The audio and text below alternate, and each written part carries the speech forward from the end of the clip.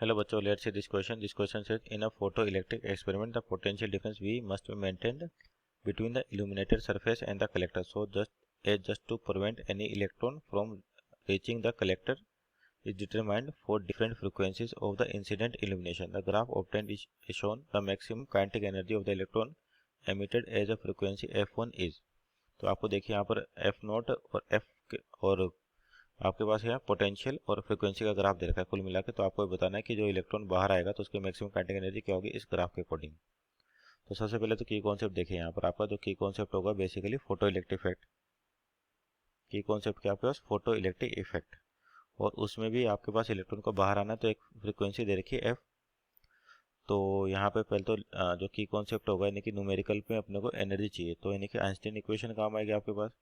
Einstein equation of photo electric effect, Einstein equation of photo electric effect.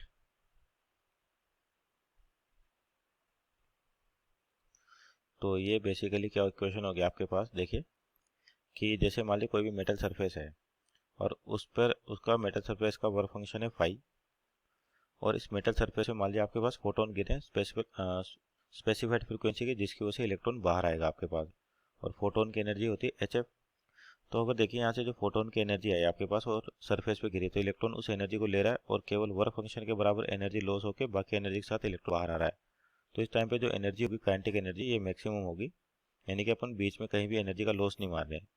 तो जो के max होगा अपने पास वो क्या हो जाएगा एच एफ माइनस फाइव, ये हो जाएगा। तो इसको बोलते हैं क्वेश्चन नंबर 1। अब यहाँ देखिए आपको इस वाले डायग्राम को देखें तो ये तो हो गया पोटेंशियल और ये होगी फ्रिक्वेंसी का ग्राफ। तो यहाँ पर देखिए कि जैसे इलेक्ट्रॉन का बाहर आना किसी स्पेसिफाइड फ्रीक्वेंसी पर डिपेंड करता है, जिसको थ्रेशोल्ड फ्रीक्वेंसी कहते हैं। तो यहाँ पर देखो एफ नोट है, ये क्या है थ्रेशोल्ड फ्रीक्वेंसी है, तो इसका मतलब अपन वर्क फंक्शन निकाल सकते हैं मेटल का, वो होता है एच एफ नोट। और अब अपने पास फ्रीक्वेंसी 1 पर जो एनर्जी हो जाएगी आपके पास किसकी, फोटोन की, तो एनर्जी ऑफ फोटोन क्या हो जाएगी आपके पास एच एफ वन। तो आपकी जो काइनेटिक एनर्जी आ जाएगी मैक्सिमम के मैक्स, तो क्या होगा एनर्जी ऑफ फोटोन में से क्या माइनस कर दे वर्क फंक्शन को, तो यानी कि H F one minus H F note. H के आपके पास प्लांक कांस्टेंट, तो ऐसे एच कॉमन आ जाएगा, बचेगा कितना F one minus F note.